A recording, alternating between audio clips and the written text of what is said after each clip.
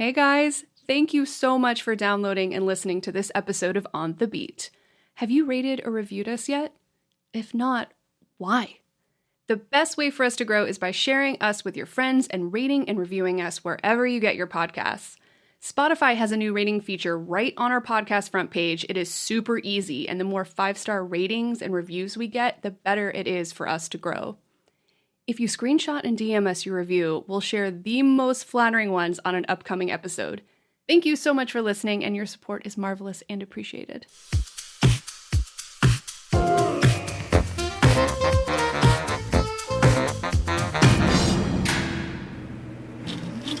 Well, hello there. Welcome to On the Beat, the podcast that uncovers full frontal male nudity in cinema. My name is Laura, and I am here with my fantastic, always, forever co-host, Ryan.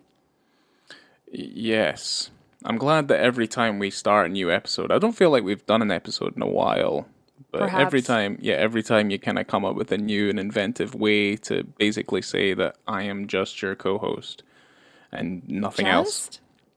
What else do you want me to say?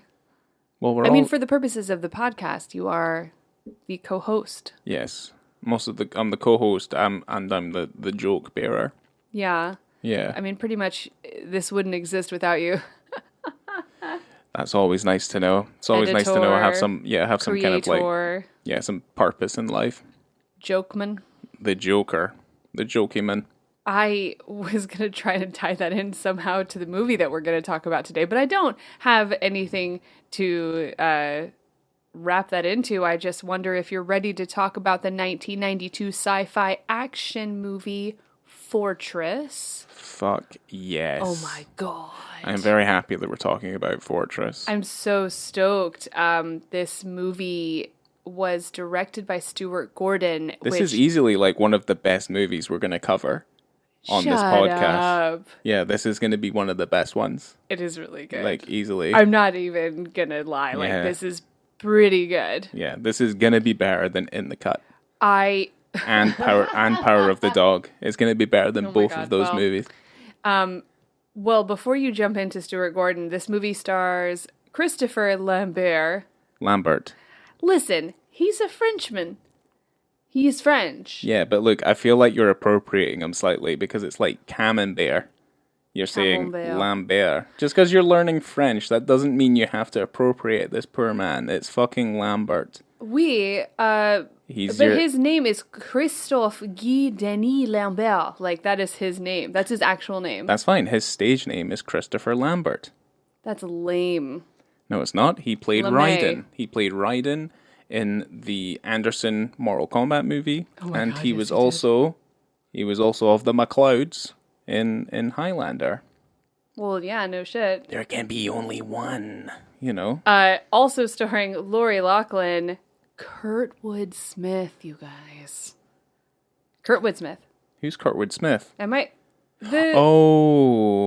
you fly, Bobby? That one. Yeah. Yeah, the RoboCop guy. Yeah, RoboCop guy. That 70s show.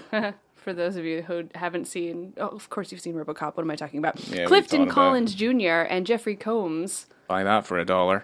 Oh, Jeffrey Combs. Oh my God, I can't believe you said that before me. I'm so mad right now. Jeffrey Combs.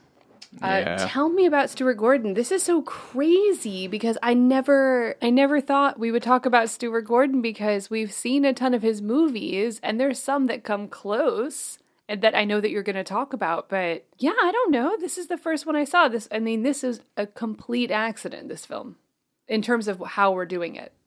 What do you mean? Because I had it on my watch list on Letterboxd and I was working in Miami. Yeah. And I was just kind of going through my watch list, just random shit to watch. Uh-huh. Put this on. Bada boom, there's penises in it. Right in the beginning of the movie. Right. I think like what I mean is that if you're familiar at all with any of Stuart Gordon's stuff and the sort of context in which his films have come to be, like there's a lot of female nudity and stuff in his movies. Yeah. So it seems it would seem kind of serendipitous that there would be the odd dick banging around. But we've seen a bunch of his movies, and I'm trying to become a Jeffrey Combs completionist here. And I've never seen a penis. Like we've seen Castle Freak. You're going to bring that up. Yeah, no, I'm going to talk about Stuart Gordon just now. So Yeah. basically, I got into Stuart Gordon quite late. I saw Reanimator decades ago, but I didn't. Let's say I didn't put two and two together when it kind of came to looking at Stuart Gordon stuff. I think in the last kind of couple of years, Yeah, maybe pandemic times, for sure. I started kind of going through the Stuart Gordon filmography. Yeah. And I think we both did. Well, yeah, he only passed away in 2020. Oh. Massive organ failure. Oh my gosh. Yeah. And the thing is, I usually like Google and I kind of have a little look to see where the director is and stuff like that. But basically, one of the questions that Google presented to me, because they give you a list of questions, right? That usually are the common questions that people ask. That's why they have that YouTube thing where they ask celebrities, like that Google like headline where you thing. start typing something in and then it auto-populates the rest of your question. So pretty much the first question that came up was, how did Stuart Gordon died? Oh, how does Stuart Gordon died? Yeah, or how did Stuart Gordon died? Oh, Yeah. Oh dear. Oh dear. Yeah, do better, Google. Anyway, so yeah, Stuart Gordon, film director, theatre director.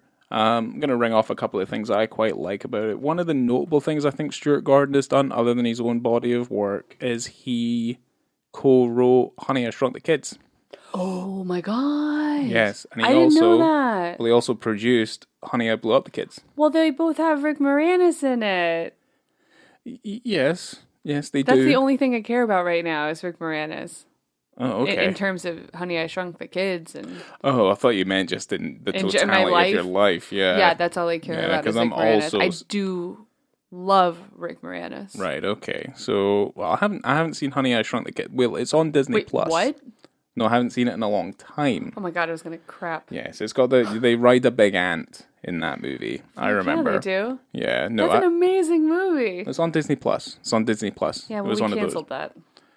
Well, yeah, who would keep Disney Plus? Unless you're a fucking Marvel fanboy. Oh shush! There's or some if you good love stuff any on of there. that fucking Disney bullshit. Blank Check. Nope. I've been waiting to talk about Blank Check, but go on. Yeah, let's talk about something good. So, Stuart Gordon, film director, theatre director. He's best known, and I've only picked out 4 films here. He's obviously made more than this. But Reanimator in 1985, From Beyond in 1986, Robot Jocks in 1990, and then this is after Fortress, but he did do a movie, Castle Freak, which we also pointed out in 1995. Ah, Castle Freak.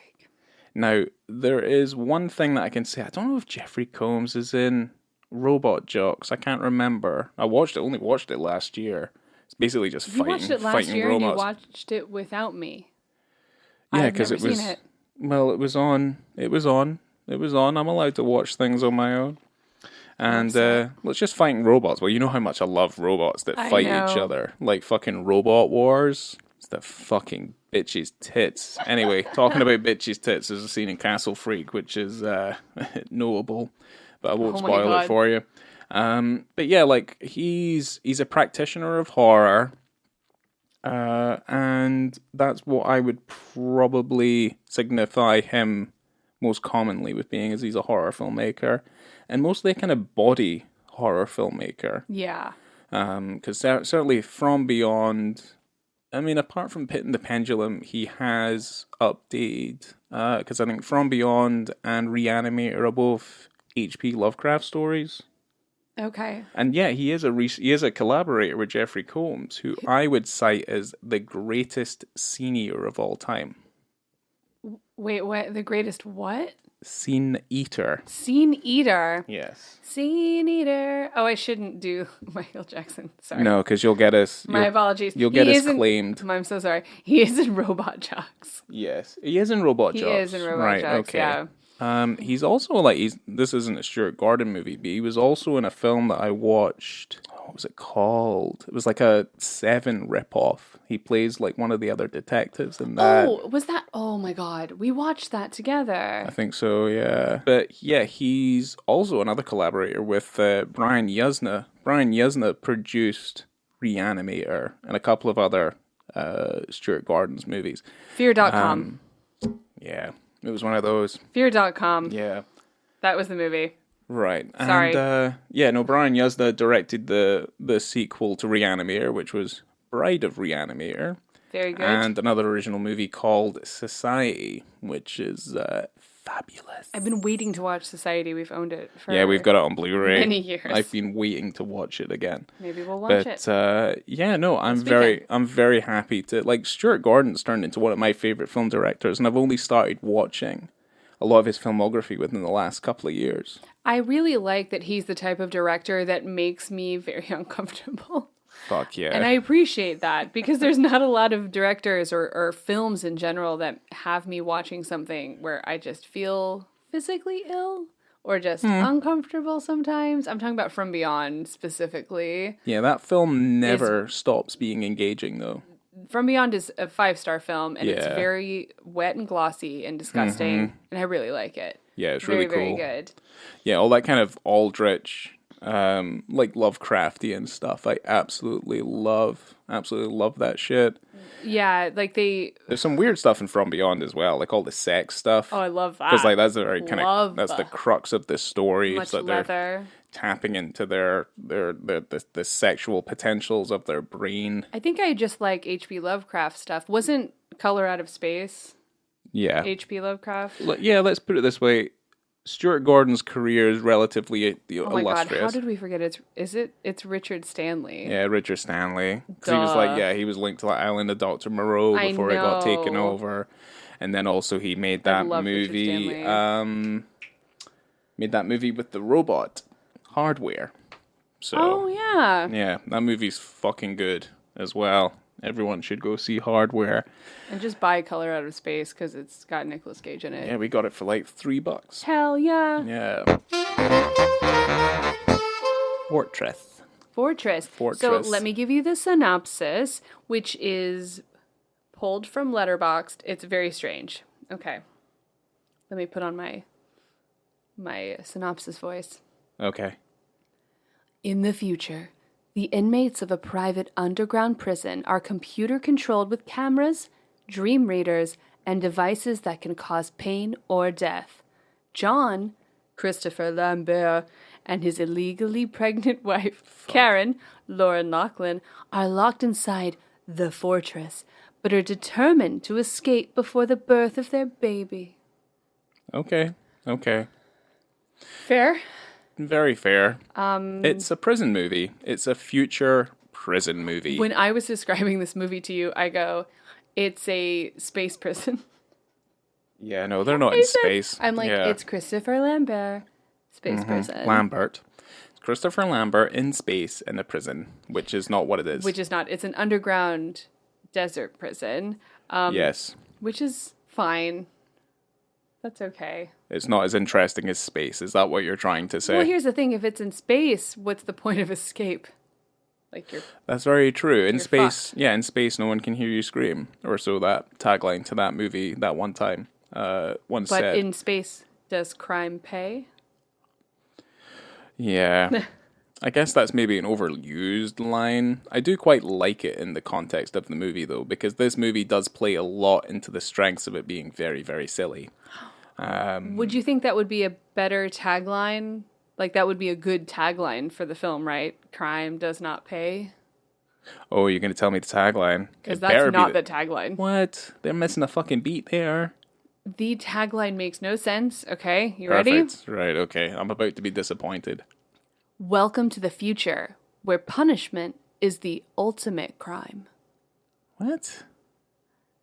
Exactly. That doesn't make any sense. You're correct. It does not make sense. We're going to do a rundown. Let's say we get to episode 50. We're going to do a rundown just specifically on taglines and how to make them better. Why wasn't it crime does not pay? Well, because when movies are made, better. The marketing department is completely separate from the creative ensemble that makes the movie. That's what I'm assuming happens. Okay. And Stuart Gordon might have come in and been like, I like that poster. And then that's it. He just kind of walked out. Right. Because that's the only reason I know that is I watched a few documentaries with Ridley Scott, and he gets himself right in there, gets his fingers in all the pies, and he's like, I like that poster. I think it was for Gladiator or something. And that poster for Gladiator is nothing special. But, Yeah, and no, it's not. no. I don't trust Ridley Scott anymore. Well, no, we get to talk about something we like. So, Which is Fortress. yeah, well, the film starts and we're basically plunged into thick dystopia. And I fucking love a bit of dystopia. It's so good. Yeah. So in this world that we are thrust into, the people in America are only allowed to have one baby per woman, right? Right. Is that abundantly clear at the beginning of the movie, though? I don't know. Because that's the thing, like, as we were watching it, that didn't become clear until about 20 or 30 minutes in. I watched the beginning twice because, like I was saying before, I started it when I was away, and I watched it without you until all the penises showed up, and then I knew I had to stop it. Yeah. That is the makeup of our lives now. It's like if we start a movie and a dick shows up, we have to stop the film almost entirely can't and then watch it together. And unless, luckily this film, it happened early on, and so there was another Yes. movie that we're going to have to do in the future that was also amazing, that if it happens later in the film, there's nothing I can do. I'm like an hour, 20 minutes in. Yeah. Boom, boom, penis. I just gotta. Well, it means you have to watch it again. I will have to watch some But films again. yeah, no, I guess there's more to talk about in this film than just the dicks, though, because this film is fucking madness. Like, I love this movie. Okay, so you don't like my beginning of the film. You don't like me. Okay, my description. What do you mean? Well, Because no, I was just saying, in the world, yeah, no, you're only allowed. but I don't know if that's it's explicitly explained. At least it's at the known beginning of the within movie. the first 5 minutes of the Well, film. you find out, or at least I felt I found out later. So whether or not I'm paying attention by that, No, you're not. Because within the first 5 minutes, they drive up to Border Patrol because they're going from America to Canada. Oh, they're going over the Canadian border, They right? are. Okay. And she's got a flak jacket on because she's got a boom boom baby in her belly. And Oh, right. they are scanning them for pregnancy. Yeah, And this would have cleared a lot of my. oh my God, really? Yeah. Yeah, that's 'cause what was happening. I And thought they go, like they were aliens. oh yeah, because I did say space prison, so you were probably 'cause I was expecting I was the space thinking prison it was thing. alien stuff. Okay, No. that does make more sense. No, so then they're trying to protect her belly from getting shown on whatever scanner that they have, and then she gets scanned and she's clear to go. Yeah, because he's And wearing then a flat while they're jacket. trying to go through border patrol, someone else goes through and who is pregnant, and then it goes Yeah. woo woo woo woo, and then they get caught. They drag her off to the fortress. They do, and one Yeah. of the border patrol guys goes, "Oh, you fucking breeders," and he's like, "Oh, sorry for being so crass." Or whatever. Yeah, those goddamn breeders. Right. Yeah. So then you go, okay, you're not allowed to have babies, apparently. Yeah. And It's a real shame, like the premise of this movie and Yes. how it reflects our present day life in 2022. oh, it's awful. It is, And it the doesn't come up until fucking later in the worst. film, but it was said by Kurtwood Smith, I think at some point a little bit later, where he says that you're not allowed to have more than one baby per woman, and abortions are illegal, Yeah. America.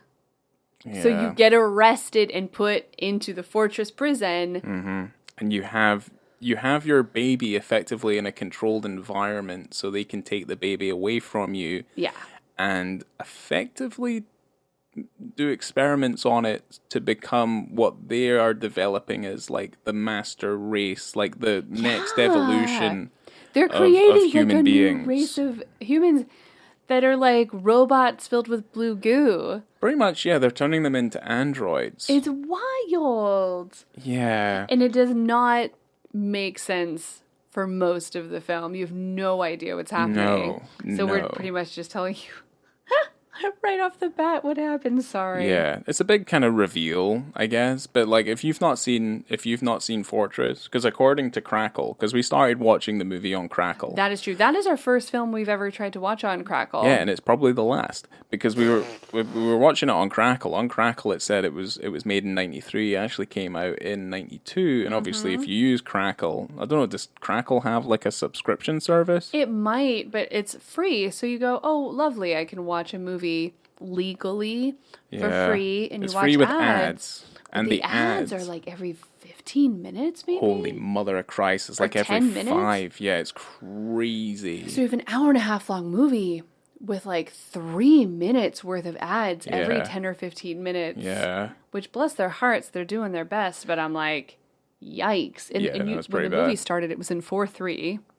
Yeah, no, it was in boxed. Yeah, it looked like it was a VHS transfer. Yeah, it was a terrible quality. Really bad. Really, really bad. But then, Ryan, you found it on YouTube for free.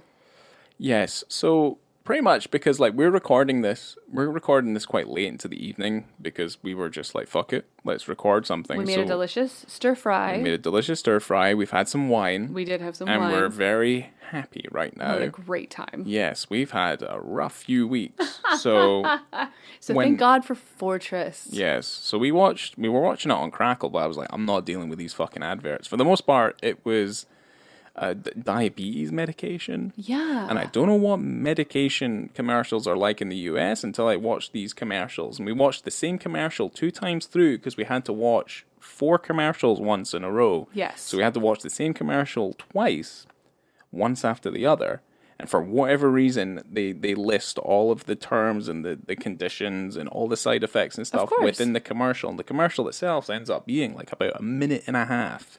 And let's put it this way, if we spoke as fast as the guy who was doing that commercial, this podcast episode would probably last about 5 minutes. You've seen those, like from The Trip. Yeah. And Rob Brydon is talking about how he would do commercials and he would do the terms and conditions and he would do really fast, whatever. I can't do it. Well, that's a radio thing.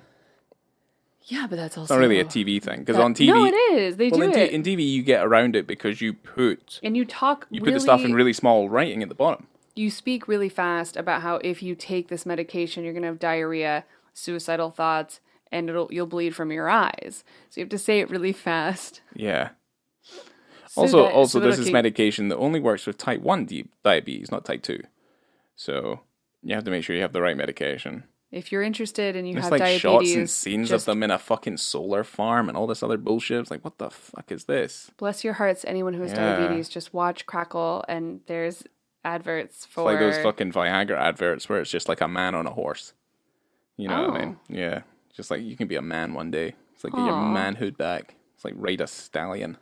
We're kind of getting off point. Okay. Though. So the So she's preggers. Pregnant. Yeah, she's preggers. And because of this, unfortunately, the reason that they are getting arrested, which they point out pretty early-ish on, is that unfortunately, their firstborn passed away. Fuck. Which is the most awful thing you can imagine. And so, of course, they would be hiding the fact that they would want to have another baby. Someone really atrociously said to them, like, oh, one wasn't enough for you? And Lambert is like, yeah, my first baby passed away. Like Lambert. I'm going to keep saying Lambert. Yeah, right. Well, I don't think it's true. But anyway. And I'll say Jeffrey Combs, and you can say Jeffrey Coombs. Okay, plays a character called D-Day. No, that's Clifton Collins Jr. No, that's him. He calls himself D-Day. Who? Wait, which one? Jeffrey Combs.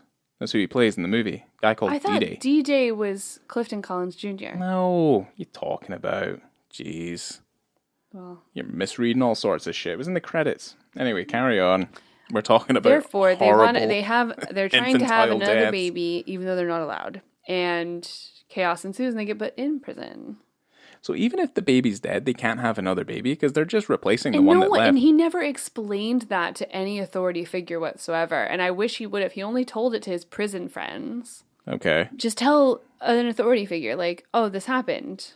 Well, it's because... You'd probably still be put in prison. Well, it's because the computer Z knew. She knew. She knew everything. There is an overlord computer system... Uh-huh. Who looks in your dreams. I'm assuming Zed is yeah, Z10. the Z10. I'm assuming it's what do you call that? An abbreviation of some kind. But they never said Z. what that was. I don't know. It was spelled out on the thing. Either way. ZED. There's a female computer and she's horrible. Yeah, she watches your dreams, and you're not allowed to have sexy dreams, which is hilarious. Do you remember when very first night? So, Well, no, hold on. You're glossing over like a big oh part my god, of it, I haven't isn't even it? talked about the dick scene. Yeah, because you're glossing over that whole bit. I'm just like so excited about the rest of the movie that I'm But the forgetting. rest of the movie is fucking ridiculous. Okay. Yeah. Wow. Dick scene. Okay. I feel like I have a lot of stuff before that even happened. Like there's a titular line that happens in the beginning, which happens a million times. So if anyone ever wanted to play... Well, no, they get caught. So they get caught and they start running across the bridge, right? And the fucking dog's set on him.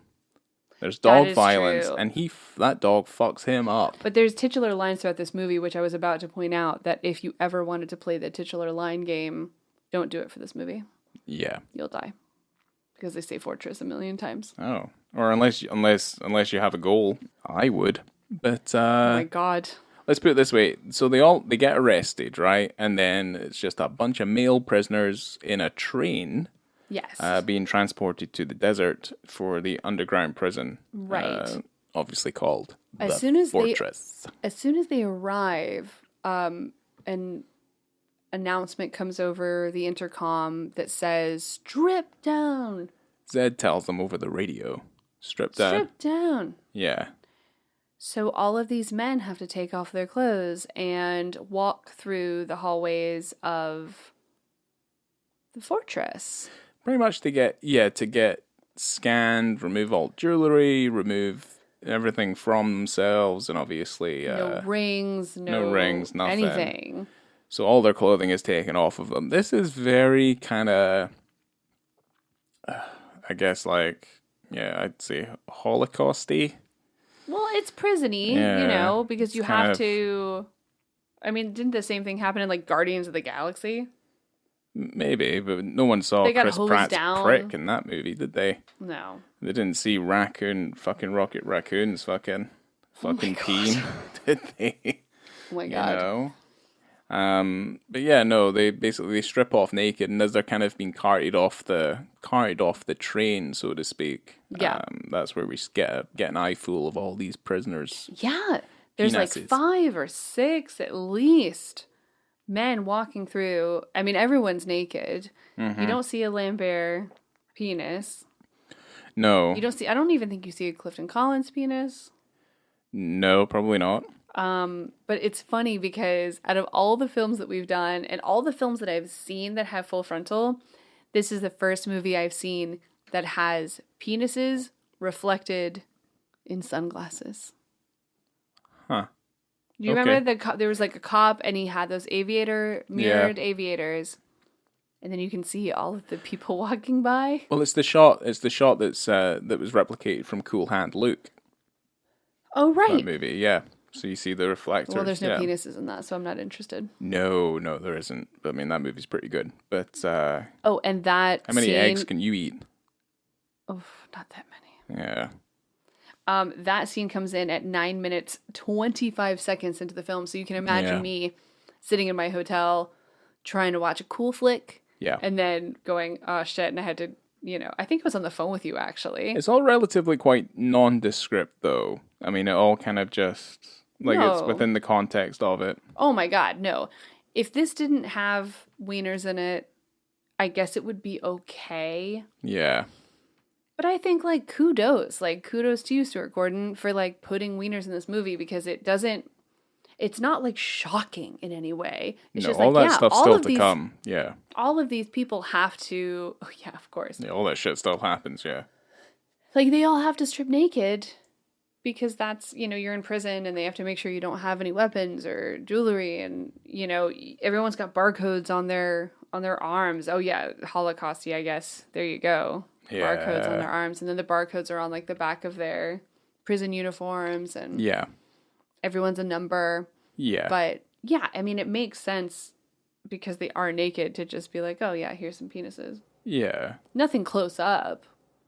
But there's a lot of them. No, there is quite a lot. But I mean, like, as they're being funneled down this metal corridor, obviously the foreman, or, I mean, who's the, the prison foreman is over on the TVs kind of telling them what their place is in life and all this other sort of bullshit. But then they all get put in these, not so much stirrups, but like these head, these headlock things. And basically, they like put their heads like through a hole in the wall. Yeah. And it like captures their necks, and then like they're forced to swallow a bomb. They're both they have to like put. Oh man, it's very good. It's like a big silver cylinder. We can call it phallic if you want. That shit goes right down their throats. Yeah, they deep throat this mechanical mechanism. They do. And then they have to swallow a little magnetic bomb. Well, the thing is, like, the bomb has to reach their intestines, because as the film progresses, the word they use to activate the bombs that cause them quite a measure of discomfort is called intestinization. Oh my god. Yeah, so that's why. But did you not realize that? I didn't know what that word flashing on the screen was. Intestinization. Okay. Intestinize, 5 seconds, that sort of thing. Oh, right. Okay. And then they mark out like different areas. So if you cross over a yellow line, you'll get discomfort.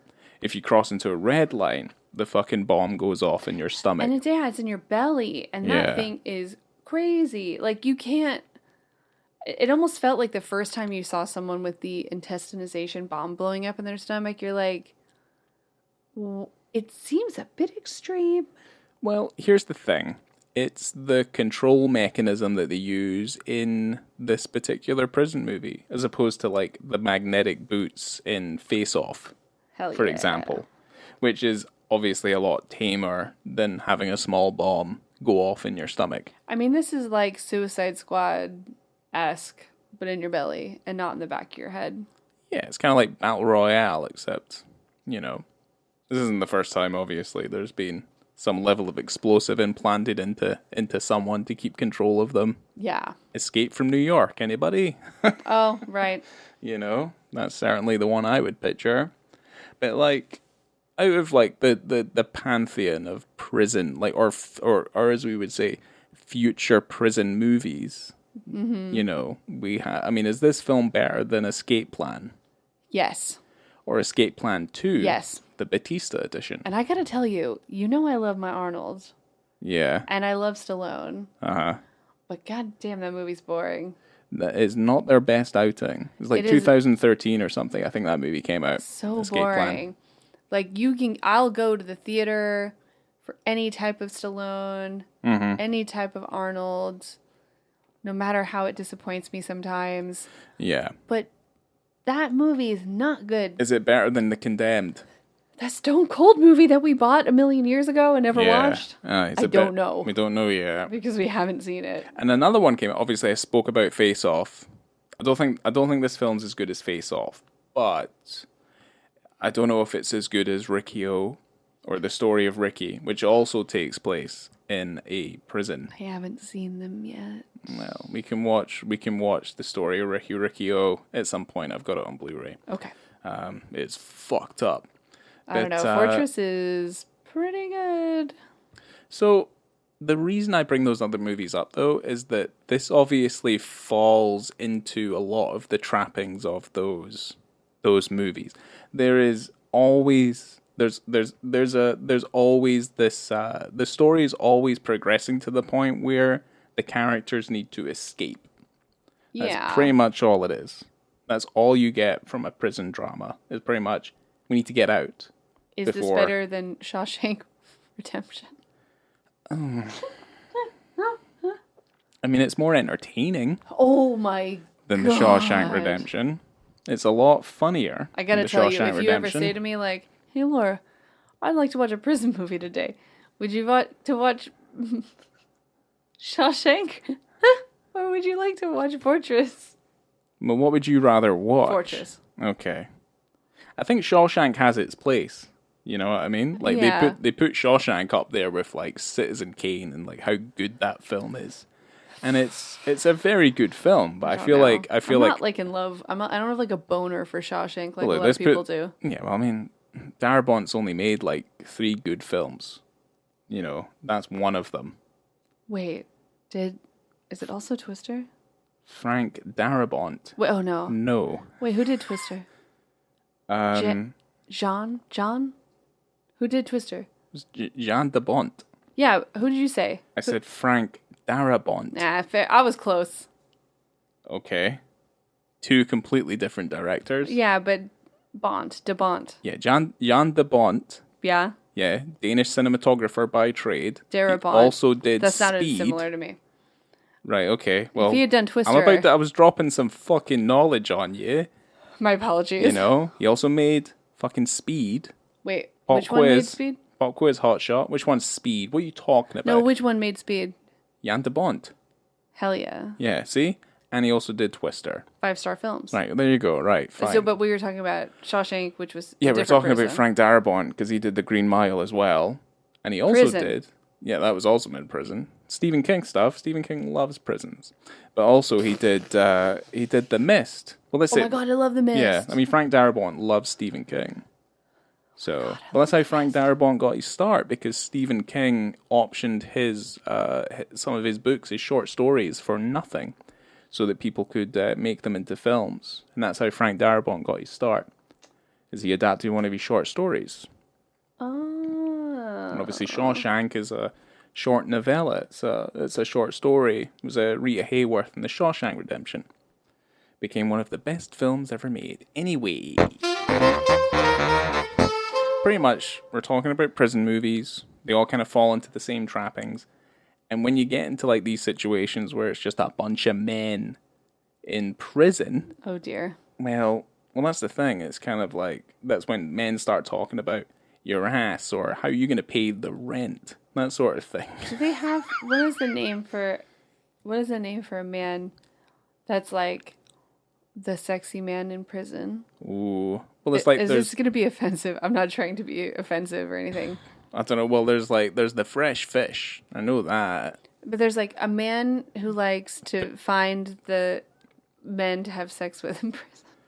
I don't know. Does he call them pudding? Like, I don't really know. Okay, well, we can call them pudding. And so if there was a pudding in the movie, it would be Clifton Collins Jr., who is the hot piece of pudding in this movie. There's an uncomfortable amount of shots in the movie where it's just these grown men and like they're tattooed and they're chiseled and stuff. Like they look like prisoners.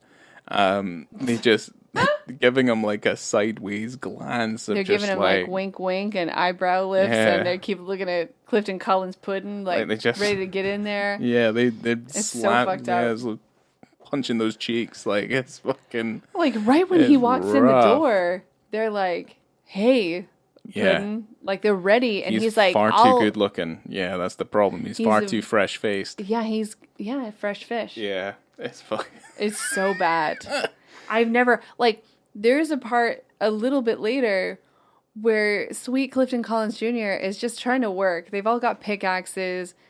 They're widening out the prison. Oh God, yeah. And then this dude is literally trying to rape him. Prisoner 187. 187. Here's the thing, like when it starts and you see it, it's like he's got him like slightly undressed. Yeah, and they're working. Everyone is like it's like imagine everyone's at work and everyone's just trying to do their job, and then this random dude's got this guy half undressed and he's screaming. You're like, Gary, calm down. Like it's like Prisoner 187. Oh my God. Christ. He's screaming and they're like, oh, leave him alone. Like, let him get to it. It's like, no. Lame Bear comes up and punches the shit out of like Prisoner 187 who's trying to rape sweet Clifton Collins. Yeah, because the thing is, like, this isn't funny. Like, it's not meant to be funny. Maybe it's the way in which you see it, and you're just like, oh Jesus, he's fucking undressing him. Screaming. I'm like, is he trying to rape this man? Like, they're 100%. They're at work right now. This is a professional environment. Well, look, I mean, to be fair, Rape it isn't doesn't okay matter. in any environment. I just want to make that very clear. Yes, no, that's very true. But yeah, no, it is like, I mean, they're alluding to it quite early on to the point where it's a bit rapey. Like one after the other, like people are, and this is a different man, by the way, that was Yeah. into him in the beginning. This is like 5 minutes later, and it's a different man who's into the pudding. Yeah, that was the roommate. They're obviously like they're quite like they're just stuffing people into these cells pretty much because Yeah, they're you got like 6 roommates or 7 Yeah. roommates in one area. and they're trying to dig further into the prison so they can create more floors so that obviously they can get more prisoners in and stuff like that. Yeah. But yeah, the reason we know it's prisoner 187 is he's tattooed that number on his forehead. Yes, he does. Easily one of the most ridiculous things I've ever seen in my life. But yeah, but no, it's all right. Christopher Lambert dispatches him and fights him on this stuff like that bridge scene and stuff like that, and it's like, oh, it's really good.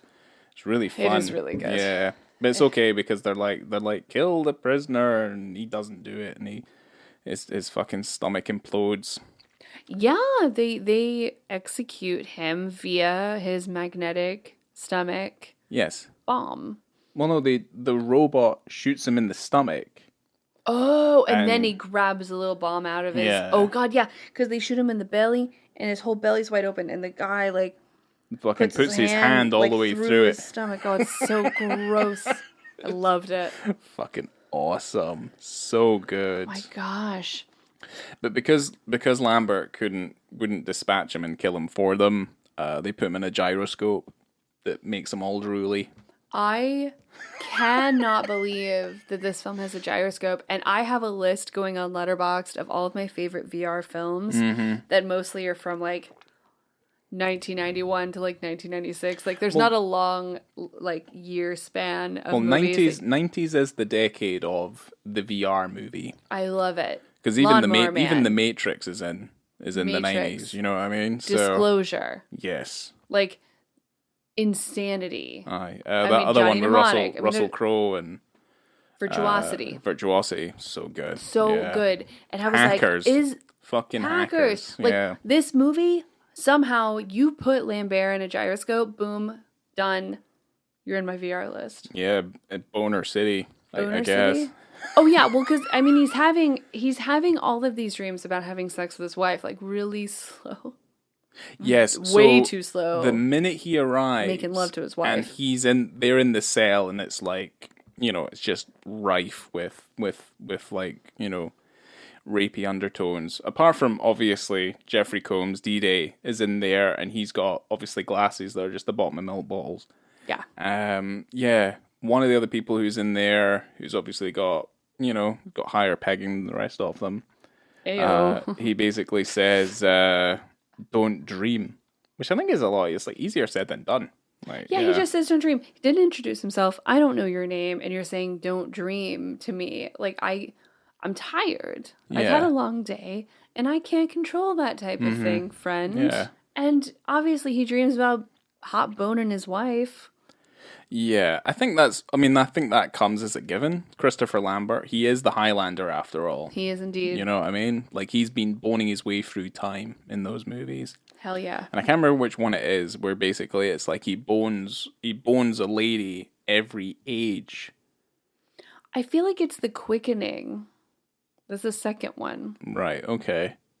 It's the one that's like the softcore porn. We're gonna have to go through those. I'd be happy to watch all those movies again. Yeah, yeah, maybe.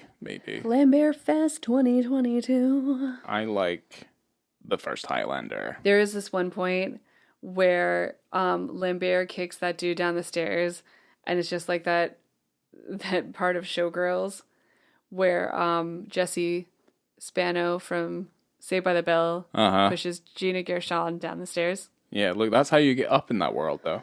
That's how you get That's there. right. That's how you get center stage. That's right. And I feel like you had something to tell me because there's that part where Lambert's wife says to Kurtwood Smith that she, it's something about music appreciation. Like she skipped music appreciation class. So, like, she saves Lambert from the gyroscope thing. Basically, Yes. like saves his life in I think she pays the price by she's going to spend the time with fucking RoboCop boy. Right. So it was the deal. Like, oh, Yeah. Kurtwood Smith's like, you spend your nights with me. Like, you stay with me, and I'll let your husband go free. Yeah, so it was an off the cuff line that she says to him, where something about fucking music or anything. Oh no, because she goes, oh well, do you even understand love? Like, can you even make love? Like, do you even understand? And he goes, well, how do you like understand? How do I love music? And she goes, oh well, I skipped music appreciation. Yeah, so supposedly back in the day, there were courses at high school which were music appreciation. So you would listen and swap music albums and stuff with each other to experience new music. And I remember I used to work in a shit place with horrible people. And I remember getting this one story told. This man was in authority. I remember getting this one story told to me about he was in music appreciation. I'm assuming it's the equivalent of, I would say it's not like woodshop, because at least in woodshop you're actually learning a skill. This is kind of like, what would we have called it? It's not home economics, because at least you're learning how to cook. It was like personal studies or social studies. Okay. Basically, like, how do you interact with other human beings, which is like the most natural thing for any person on the face of the planet to be able to do. And that's what they're teaching you. But he told me this story where he went to one of these classes and he didn't like one of the albums that one of the other kids had, so he threw it. He threw it out a window. Oh my God. And it broke. I was like, you didn't like the music. And I was like, what sort of music do you like? Basically a bunch of stuff where I was just kind of like, huh. He also had like tattoos. He used to get like very naked. Like a lot of the times, like when he was changing before. Yeah, it was weird. Like I've seen that man. This story is getting really weird. Well, I saw him in his pants more often than not. Right? This is strange. I don't understand. He had like tattoos and stuff like up and down his arms, and it was just like music notes. So this man obviously liked music enough to get musical notes and stuff like tattooed all the way up his arm. He looked a little bit like a leathery Rod Stewart. And I say that because Rod Stewart's already rather leathery. Yeah. Yeah. That's kind of what he reminded me of. I wonder what album it was. I'm very curious. Was it like Kid Rock? Didn't divulge it. Well, no, this is the 70s. Oh, it was music appreciation in the 70s? Yeah. And he hated something? Yeah. Like, this man was not young. This is weird. He also liked Boris Johnson, so I don't know if that's ever a fucking claim to any kind of level of intelligence. But anyway, you know, we've all survived the last 2 years. I'm not going to hold a grudge. Well, so the next part that I remember from this movie is where I don't even know what Kurtwood Smith's name is in the film. I don't even know his like character name, but it doesn't matter. Yeah, it doesn't matter. So he's like got Lambert's wife, and she's all super pregnant, laying in bed, and he's like, she wakes up and he's all hooked up to all these tubes and whatnot. He's like all topless in this weird chair. All the TVs are going, and he's getting like pumped up, and she's super freaked out. And then he's like, "Oh, this is pretty weird, huh?" And he like unhooks himself, and it was super uncomfortable. Like, don't get me wrong, I love a topless scene. You know what I mean? Yeah. You know me. But Kurtwood Smith has a very awkwardly hairy chest. Made me very uncomfortable. Yeah, for being like the master race, or at least like the next evolutionary step of the human gene pool. Yeah. They're not doing a fantastic job of making these people attractive. And like, we do kind of look at it all, and it's like the man's getting pumped with a bunch of aminos to like keep himself awake, and also he doesn't need to eat or drink. And this is also like where he gets absolutely hammered on like a couple of sips of some champagne. Yeah, he does. As well. And he fucking falls over and shit, and then goes into the fetal position because he's too fucking pissed. God, you're making me really have to consider whether or not Kurtwood Smith is attractive, and I never thought about it before. Well, I'm not saying that he's not attractive. I feel like within the context of what this superior race is supposedly meant to be doing, they would do a better job of making them look a little bit better than they do. So to be the superior race, you have to be more attractive than everybody else? Well, let's put it this way. If we look at generations past where supposedly, in speech marks, superior races, they had a very particular way in which they would look. But yeah, no, we do meet some more of the, because they're like cloning, like obviously the babies and stuff they're taking from these mothers. Yeah. You know, these illicit children. They're just kind of turning into these horrible fucking half mechanoid android dickheads. Pretty much. Yeah, that's true. There's some really beautiful, like, gory Stuart Gordon stuff in this movie as well, which we won't spoil. But yeah, that stuff needs to be seen to be believed. There's some really that cool really shit. cool scene where Jeffrey Combs is trying to figure out how to get that little bomb out of their bellies. And he called the little bomb TNT on PMS. Yeah. Which I thought was very funny. Yes. And yes. That whole scene, body I mean, horror. depending on the culture that we're in now, someone would try and cancel Jeffrey Combs for that comment in that movie, probably. Nah, you know, but he's fine. Well, no, they get the bombs out of them because they use the other bomb that they got from the other guy whose stomach got fucking blown out as a magnet. So they just get the bomb to come out of their intestine and through their throat. I'm really worried about that. That seemed really unsafe. Oh, God. Would like rip your esophagus open. It's also not real. It's fine. That's true. Yeah, it's also not possible either. Suspension of disbelief. I loved it. Yeah, no, it's phenomenal. It's phenomenal. Like there's those scenes with those clone soldiers and they pull the helmets off their face and they're like fucked. Low rent RoboCops. Pretty much, yeah. But they look awesome and they're so creepy. Yeah, they're pretty freaky. So good. So where do we go with this? We've kind of just like... I don't want to spoil the whole movie, you guys. Like, it's on YouTube. It's on Crackle if you want to spend 2 hours at least watching a 90-minute film. It probably ends the way that you suspect it to end. It does. And there are actually 2 endings, which is interesting because I don't know which is the original ending. I was having trouble figuring that out. But the ending that you have on YouTube is an extended ending. And there is another ending that ends, which I could say it's like the border of Mexico. Oh, okay, that makes more sense. But then it also extends further in the version that we watch on YouTube, which anyone can watch. Yeah. So super interesting. Yeah, and this film also has a sequel. Fortress 2. Fortress 2 Re-Entry, made in 2000. So I'm going to watch it. We're going to watch it. The penis, in terms of visibility and context, and we're going to rate 0 to 5 the film. Okay? Yeah. Well, I know this. I'm telling everybody else. I'm glad you know this. Telling everybody else. Okay, good. So in terms of visibility and context, I'm going to give this a 3.5. Oh, okay. You think it needs more? No, I think it needs less. I think it's like a 1. What? Yeah. But there's so many penises. I know, but I don't feel like I barely saw any of them. I saw them. Oh, okay. I feel like I saw them. You can, well, here. I didn't really see them that much. You're going to give it a 1? Probably, because I don't really remember seeing anything. All right. You know, it was all kind of obscured, I felt like. At one point, I was concerned. I'm like, is Laura just seeing dicks that I don't see? No, there was a bunch of them. They were walking by. There was like 5 or 6 of them. I mean, I don't know. Maybe I'm just... I have an eye for it. Maybe I'm immune to it now. It is my job. Maybe I'm completely desensitized to dick. No, you're not. Well, then, in terms of rating, I am going to give this film an overall 4.5. Wow, okay. That's quite high. I loved it. Oh, okay. I love this movie. Okay. Well, I gave it a 4. Yeah, because I had a lot of fun with this one. And there's not a lot of films out there that we've seen recently where I've had like an absolute ton of fun. And I do quite like this one. This film is short.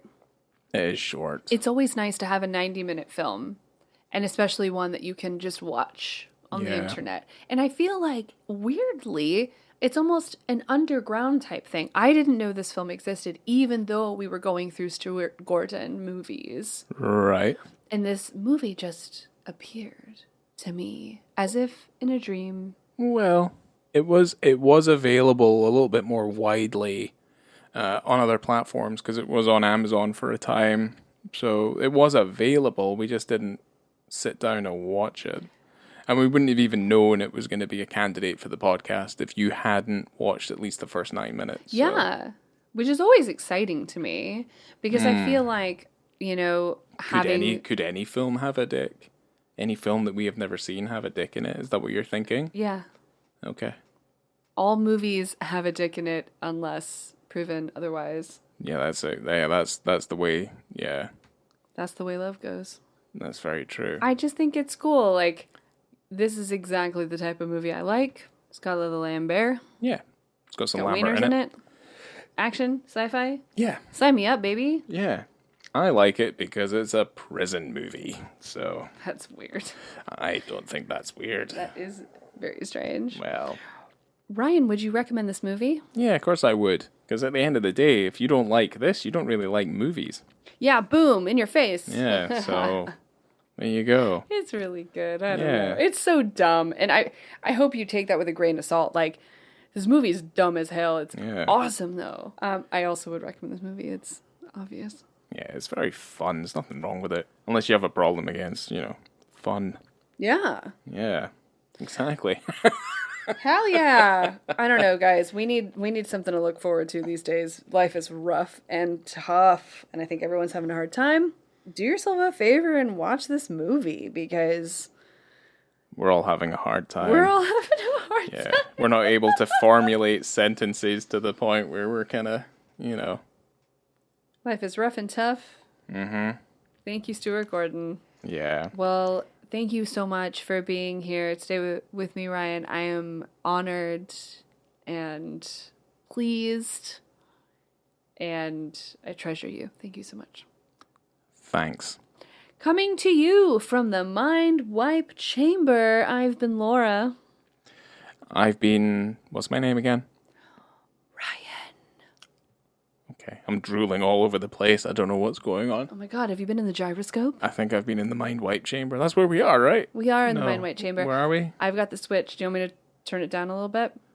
Maybe. I'm very dizzy. Oh boy. I've been here for 4 days. Oh, no one's ever made it 4 days. Oh, shit. Thanks so much for being here, guys. We will see you next time. What? Who is this? I'm not going to take him off the gyroscope. Mommy? Nope.